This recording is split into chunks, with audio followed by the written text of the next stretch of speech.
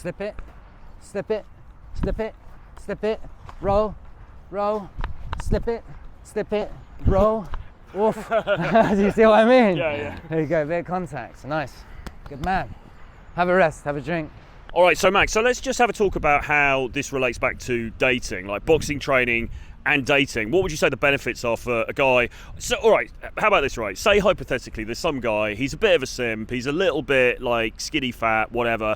He's not having that much success on Tinder or Bumble or the dating apps. He's going out, kind of not really getting much action. Why would doing this training help him in terms of his getting laid? Confidence. Thank you.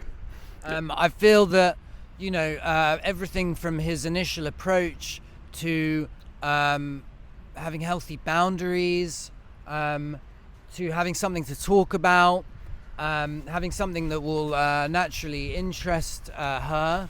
You know, I really do feel like, you know, if a woman in these times of, you know, a lot of civil unrest really is out with a man who, you know, trains, they're going to feel safe.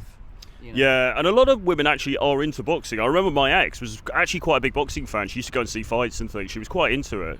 All the girls love boxing. I mean, the OnlyFans, you got OnlyFans stars who actually have boxing fights, you know.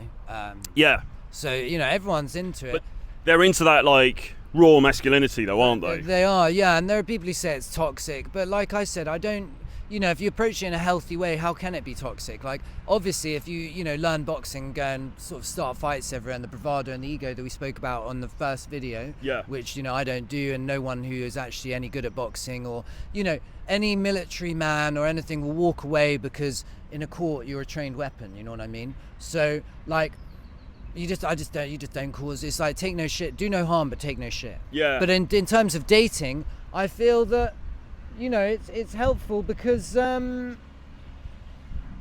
you're just like able to defend the realm, you know, in more ways than one, like even in the boudoir. Well, you know? we were talking about that. So sex-wise, some of the stuff we've been doing is probably some of the best exercises you could have to be better in bed, right? 100%. It all comes down to cardio. And I don't care, whoever knows white collar boxing, the fittest man wins. And I think it's the same in the bedroom. Absolutely.